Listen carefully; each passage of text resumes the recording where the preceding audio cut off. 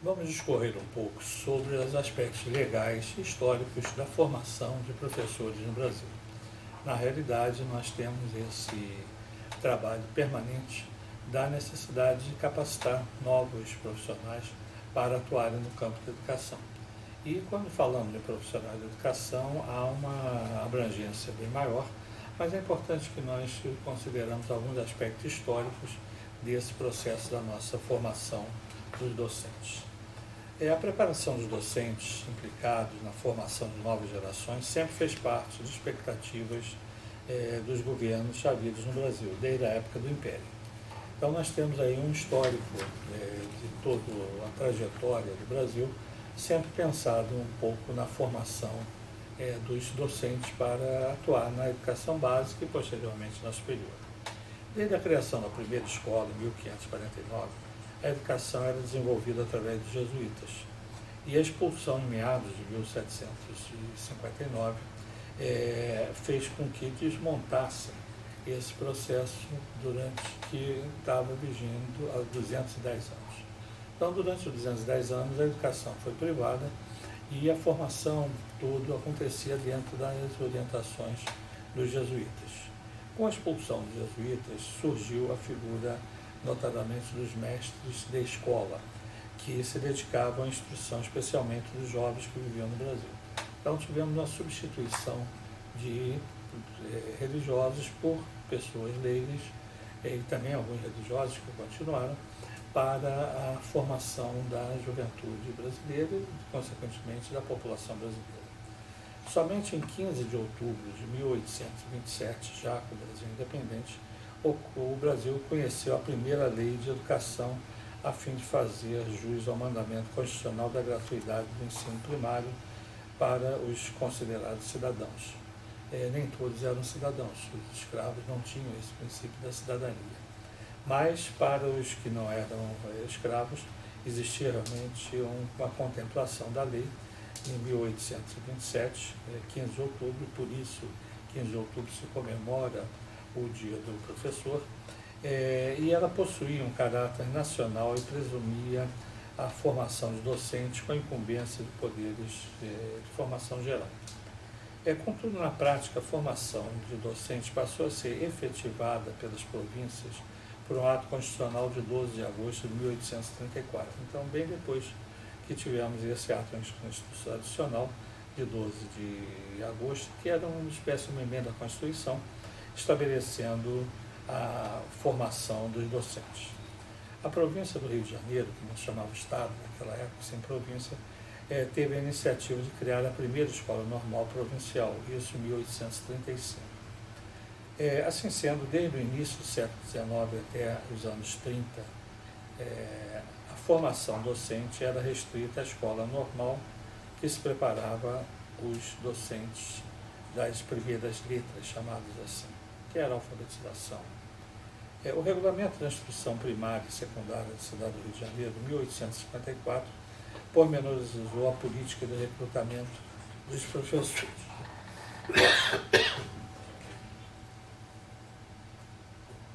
As disposições legais incluíam regras e estabeleciam, entre outras determinações, um conjunto de normas que previa os critérios de seleção, a forma de recrutamento dos docentes, através do sistema tradicional de aprendizagem junto aos mestres de escola, no interior das aulas, e as escolas primárias ou através de concursos de nomeações. A delimitação de saberes pedagógicos específicos, os saberes e as práticas exigidos, as exigências de moralidade, boa conduta social e a fixação de vencimentos e um plano mínimo de sistemas de gratificações, jubilação e Montepio, as punições e sanções para infrações e faltas dos professores, era o sistema disciplinar, e também a política de promoção, emulação, como, por exemplo, reconhecimento expresso pelo governo federal da forma de títulos honoríficos de menção honrosa. Então, esses são os pontos que vieram nas disposições de 1854, estabelecendo uma série de aspectos. Assim, a partir desse regulamento de 1854, funcionava em regra as escolas funcionavam em regra nas casas próprias ou alugadas, e os candidatos tinham que ter uma dupla finalidade, a moradia e a instrução. Então, nós tínhamos os mestres de escolas que tinham em suas casas o funcionamento, eles moravam nas próprias escolas. E o candidato ou a candidata necessitava requerer uma licença ao inspetor-geral de instrução primária e secundária, que seria equivalente ao secretário de Educação, não tinha nem ministro da Educação naquela época. O pedido de licença, o candidato deveria justificar e comprovar o atendimento aos seguintes requisitos: aptidão para o magistério, maioridade civil, ou seja, 21 anos de idade para os homens e 25 anos para as mulheres, moralidade de conduta profissional e pessoal atestada por documentos escritos de pessoas idôneas de localidade onde residiam, a capacidade e habilitação para a função do magistério, avaliada tanto na forma de exames públicos, escritos e orais, quanto através de comprovação de experiência docente, e a nacionalidade brasileira. Somente os brasileiros podiam ser professores, desde que requeressem e preenchessem esses requisitos. Agora, para as mulheres, elas tinham que ter mais de 25 anos e havia outras exigências, e algumas até curiosas. No caso das moças solteiras, era necessária a apresentação de expressa autorização paterna, mesmo com 25 anos, ou de outro responsável para que se candidatasse a uma vaga como professora adjunta ou efetiva das escolas públicas para meninas, ou seja, professores só poderiam dar aula para as meninas. Se fosse casada, a candidata deveria apresentar a devida autorização marital para dirigir casa de escola e lecionar, e se fosse viúva, o atestado de óbito. Quando separada, segundo as normas eclesiásticas, deveria apresentar a certidão do pároco. Então, esses eram os requisitos adicionais para as mulheres poderem se requerer como professoras. Os requisitos exigidos pela lei, a seleção docente abrangia não apenas os candidatos aspirantes aos cargos, mas atingia também os professores particulares, na medida que se submetiam aos exames de moralidade, capacidade e habilidade. É óbvio que estava em jogo a tentativa de impor normas, regras e controles das instituições de instrução e educação existentes na cidade, nas cidades de uma maneira geral, porque isso era repetido em várias cidades, e buscava predominantemente cuidados dos aspectos da preservação da função docente. Na verdade, todas as províncias, as escolas normais tiveram a trajetória incerta e atribulada, submetida a um processo contínuo de criação e extinção, e só lograram êxito a partir de 1870, quando se consolidaram as ideias liberais de democratização e obrigatoriedade do ensino, de instrução primária, bem como a liberdade de ensino. Então, já quase caminhando para a República, que surgiram os movimentos mais liberais em termos da liberdade de ensino. Essa estrutura não será alterada com a República. Mesmo vindo a República, não houve modificação imediata. E a descentralização veio ocorrendo gradualmente para a autonomia dos Estados. Durante a República, diversas normas regularam a educação e, consequentemente, a formação dos profissionais de educação, assim como o exercício de suas funções. Então, essas considerações são considerações históricas importantes que nós caminhamos desde o descobrimento até a chegada da fase da República com o advento das leis da educação, mas o que nós temos que convir é que a Lei de Diretrizes Básicas da Educação Nacional, de 20 de dezembro de 1996, é um instrumento que vigora hoje e que nós vamos nos ater durante nessa nossa conversa. O artigo 61 da LDB, 9394, diz que consideram-se profissionais da educação básica, professores habilitados em nível médio ou superior para a docência na educação infantil e no ensino fundamental e médio. Então, ou seja, nós temos a possibilidade de professores formados em nível médio para atuar na educação infantil. A partir daí, nós temos que ter o profissional formado na educação superior. Temos ainda excepcionalidades. Em cidades que não têm, vai o profissional de nível médio, normalista. O segundo ponto, trabalhadores de educação, portadores de diploma de pedagogia, com habilitação em administração, planejamento, supervisão, inspeção e orientação educacional, bem como títulos de mestrado e doutorado nas mesmas áreas.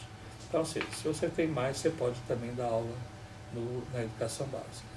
Trabalhadores de educação, portadores de diploma de cursos técnicos ou superior, em áreas pedagógicas ou afim. Então, você tem a possibilidade de ter professores, trabalhadores de educação, mas portadores de diploma de curso técnico em áreas específicas. Isso foi bastante contemplado, especialmente na área da educação profissional técnica ou até caminhando, em alguns casos, em muitos casos, para os cursos livres. E quarto, profissionais de notório saber reconhecido pelos respectivos sistemas de ensino, para ministrar conteúdo em áreas afins à sua formação e experiência profissional, atestados com titulação específica ou prática de ensino em unidades educacionais da rede pública ou privada ou de corporações privadas e que tenham atuado exclusivamente para atender o inciso 5º caput do artigo 36. São os casos excepcionais previstos dos professores de notório saber. E, por último, profissionais graduados que tenham feito a complementação pedagógica conforme normas do Conselho Nacional de Educação. Então, esses são os professores possíveis de lecionar na educação básica. A LDB, no artigo 66, define que a preparação para o exercício do magistério superior far-se-á a nível de pós-graduação, prioritariamente programas de mestrado e doutorado. Então, você tem para a educação básica a graduação, mas para a educação superior você tem que ter mestrado e doutorado prioritariamente. Tem alguns casos de especialização que é aceito, que são os pós-graduação lato sensu. Além dos professores, diz a EDB no artigo 64, que a formação de profissionais para a educação, da educação para a administração, planejamento, inspeção, supervisão e orientação educacional para a educação básica será feita em cursos de graduação em pedagogia ou em nível de pós-graduação, a critério da instituição do ensino garantida na formação da Base Nacional Comum. Então, nós temos aí uma disposição específica para a formação dos profissionais da área de administração. Complementando essas normas do Conselho Nacional de Educação, da lei, nós temos as normas do Conselho Nacional de Educação. Entre elas, destacamos a Resolução número 1, de 27 de outubro de 2020, do Conselho Pleno sobre a parte específica de formação continuada dos professores de educação básica. Temos um parecer número 15, não transformado em resolução ainda, que falta homologação de dezembro de 2021, também prevendo formação de professores de nível técnico e médio. E temos as diretrizes para a formação de professores de nível superior, que são definidas pelo Conselho Nacional de Educação. Por fim, registramos que as competências para os diretores de escolas foram definidas pelo Conselho Nacional de Educação por meio do parecer 4, de 11 de maio de 2021, do Conselho Pleno, que também aguarda homologação. Então, nós temos realmente os profissionais de educação, os professores, os diretores, os profissionais que atuam na área administrativa, e estão todos contemplados na LDB e nas disposições previstas no nosso Conselho Nacional de Educação. Então, todo esse aspecto histórico, o presente, o futuro, depende exatamente de preservação e de acompanhamento por parte de todos que atuam no campo da educação. Então, são esses os pontos que nós abordamos sobre os aspectos legais da criação dessas figuras tão importantes que são os profissionais que atuam em educação.